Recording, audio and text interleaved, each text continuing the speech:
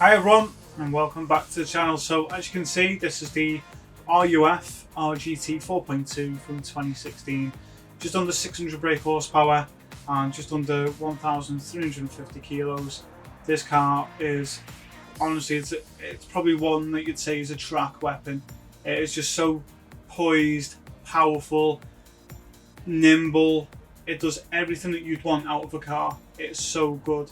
If you want to go somewhere like Le Mans and grind, it's great there as well. If you've got any of the other tracks that you think I want to use an RUF or, you know, basically a Porsche, this is a great car. This just slots into that gap and fills that void massively. It is brilliant. It's so nice to drive. So what I've done is I've come to the Nordschleife to see what kind of lap I can put in, and then we'll go through the tune, the setup, and you can let me know what you think in the comments below. So let's get straight into it and no messing around. So here we go. So you can see it's a bit late. I have been manic all day. I've literally been on this, not this car, but adjusting tunes and things like that and recording, you know, for 12 hours nearly. So let's get straight into it. Let's crack on and let's see what kind of lap time it does. So as you can see, a video that dropped today on the 3rd. So let's just go back to that. You can see that Ioniq is top of the leaderboard at 655. I'm hoping this can beat it. I am not a Porsche fan or a RUF fan. I'm not.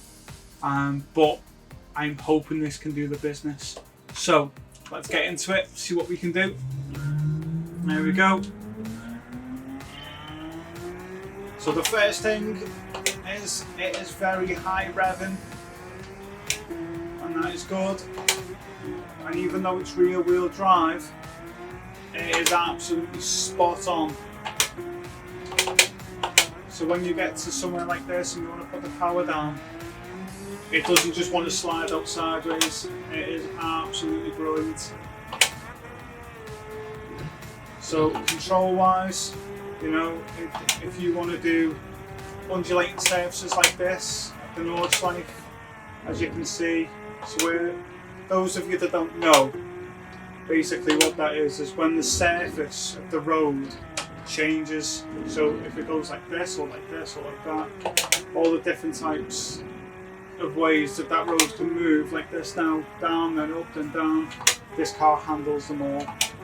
It doesn't want to slide or skip or, you know, spin out all of a sudden. It handles them really well.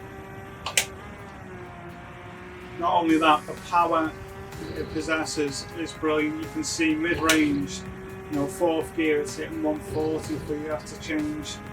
It's such a nice car to drive. It's like a daily driver, if I'm honest. It's just one of those things that, or one of those cars rather, that I really enjoy making. So as we come round this bend and under here, you'll see where again the road changes and dips down and around, and even while you do that and then suddenly it goes up just over there and then you start braking, again it handles it really well. So you get to the air, you brake,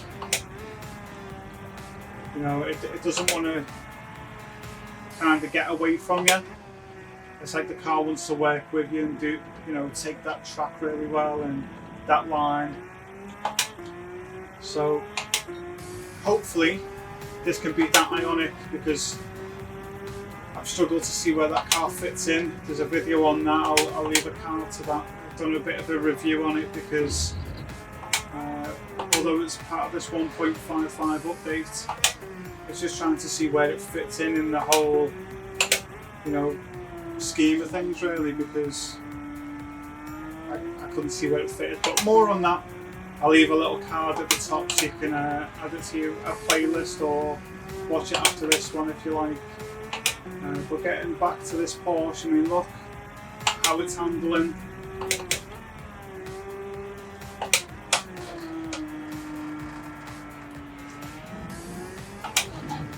That was me, too much power on the curb. I don't know what my concentration face looks like, probably looks stupid. Here we are now.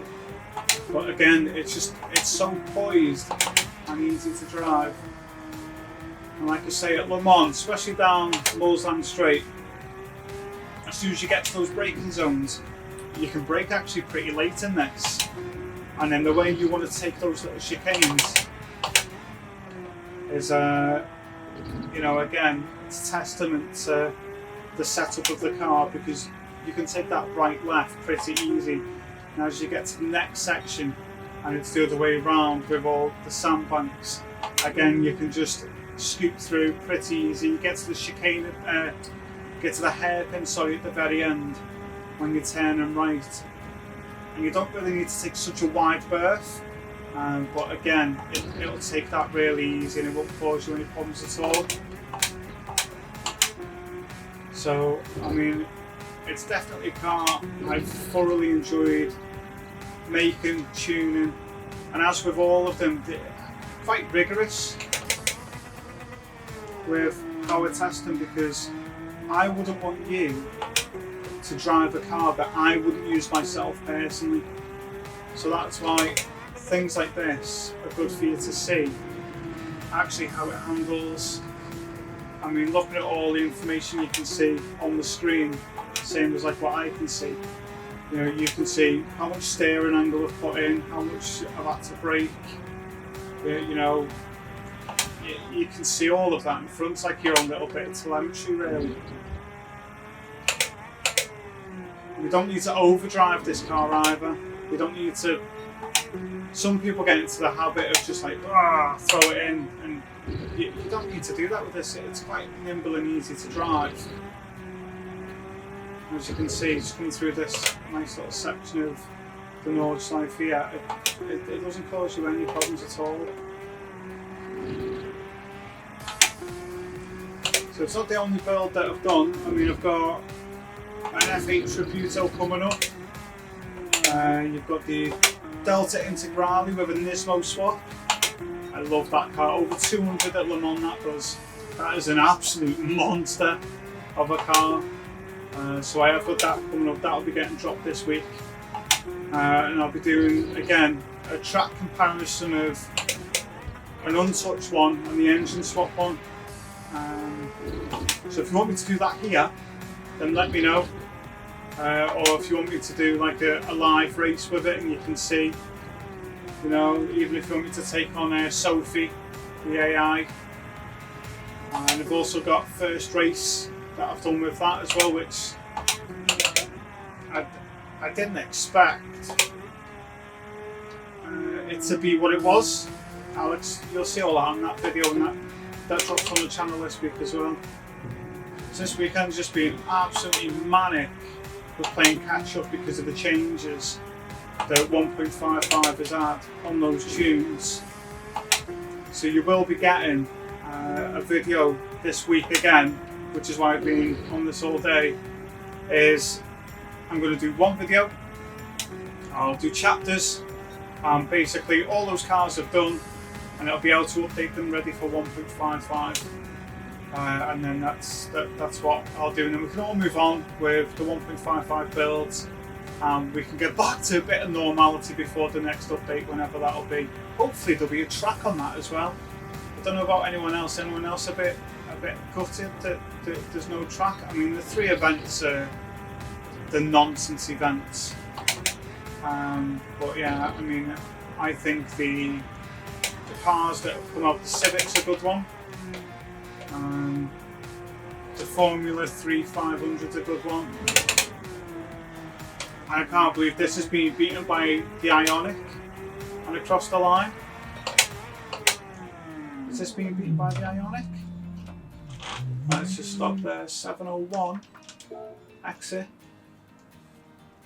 What are those times? That looks alright in the sector times, doesn't it? Let's have a little check here. 6 seconds off the Ioniq. What is going on?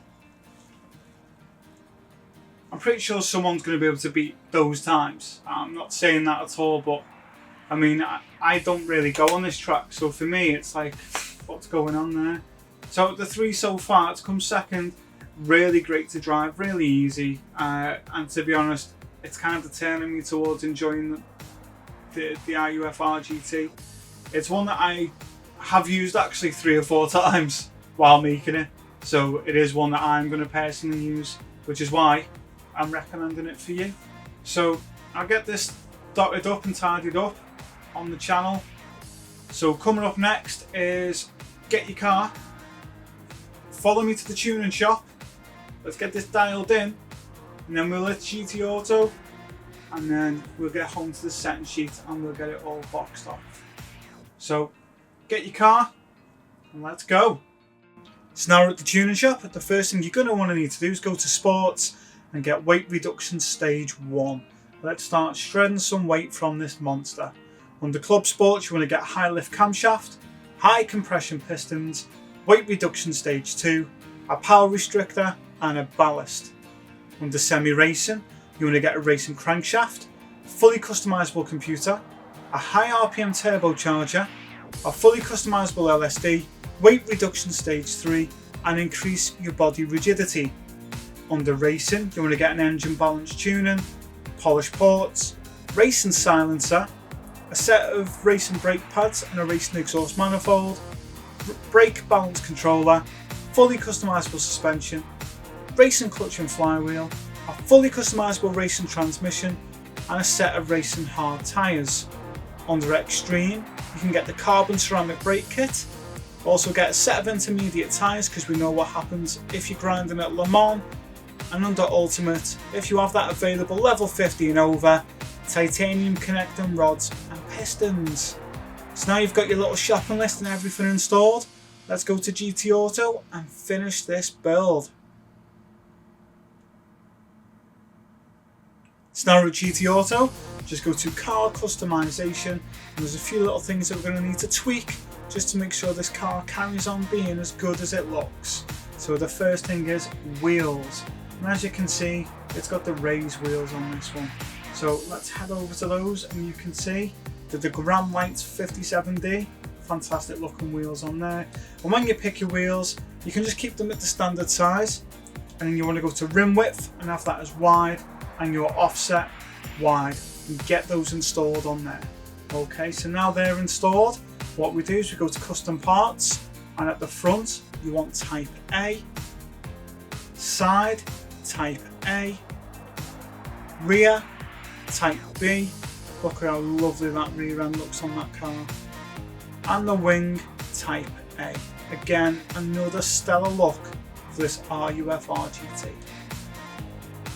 So now we've done that, you can make your little changes if you like, make it a bit more personalised. With the bonnet pin, I went for type A, and the toe hook I went for type A as well, just to make it more aesthetically pleasing for yourself.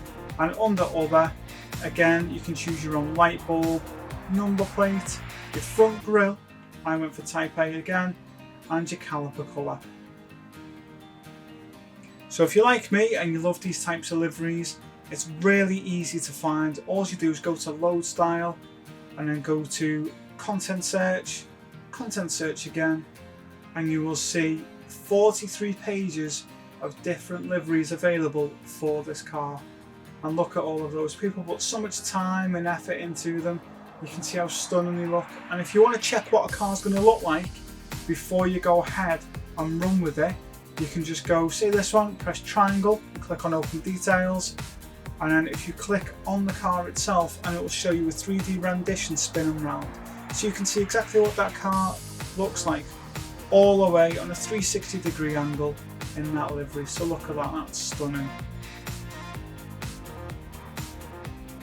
And if you do like these liveries, give them a like, add it to your collection, and leave a comment saying what you think as well.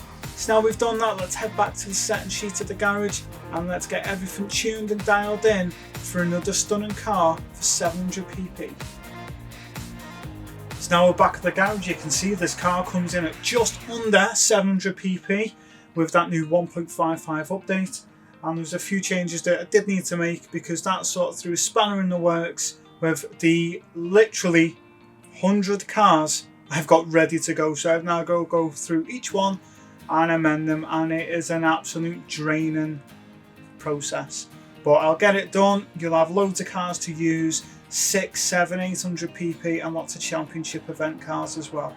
So let's get back into this. So you can see it's just under 600 horsepower, just under 1,350 kilos, and it is an absolute barnstorm of a car. So racing hard tyres, first thing you're going to want to need to get on there. Body height adjustment, so you want 60 at the front and 90 at the rear. Your anti-roll bar, 5 at the front, 10 at the rear.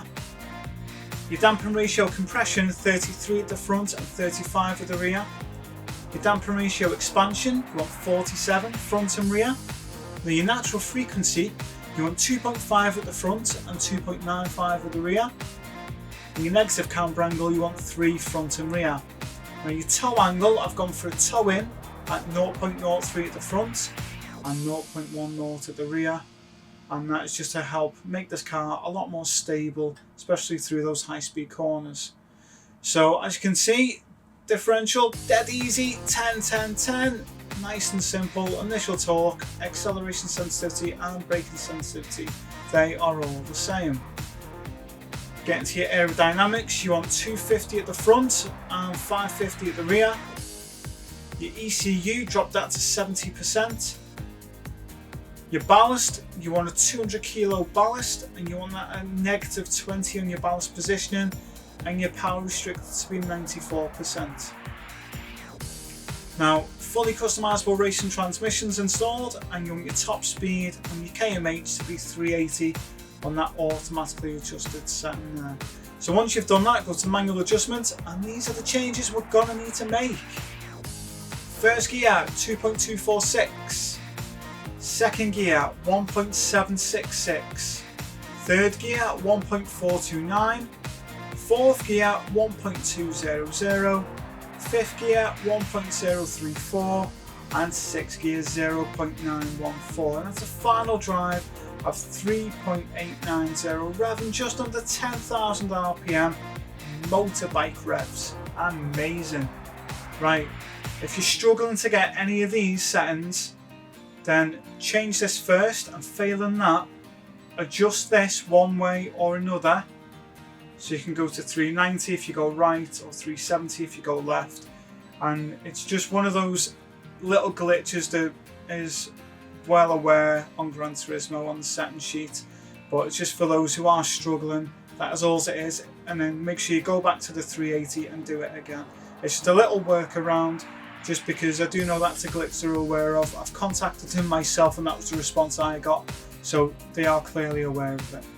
Okay, so moving on, you can see high RPM turbochargers installed. That's everything else that you need on there, just to make sure that this car is an absolute monster. I've set the brake controller with a rear balance at 3, and that's just to make sure the rear brakes are the ones that are most enforced, because that's where all your drive comes from. Leaves the front a bit easier to steer, make sure it doesn't lock up while you're turning in.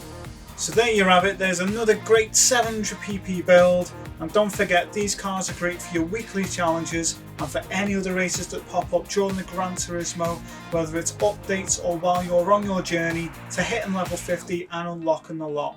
So if there's anything else I can help with, leave it in the comments below. Is there a build, is there a track, is there a championship, anything, let me know, I'm happy to help. That's the whole point of my channel. It's here to support you on your Gran Turismo journey and give you the best help and support that you can have with a variety of cars instead of just using the same ones week in, week out. There's over 500 cars on this game. Why not use them all? Okay, so I hope you've enjoyed the video. If you have, if you wouldn't mind giving me a like, subscribing, sharing, let everyone know about this channel because it's going from strength to strength. And I will see you on the next one.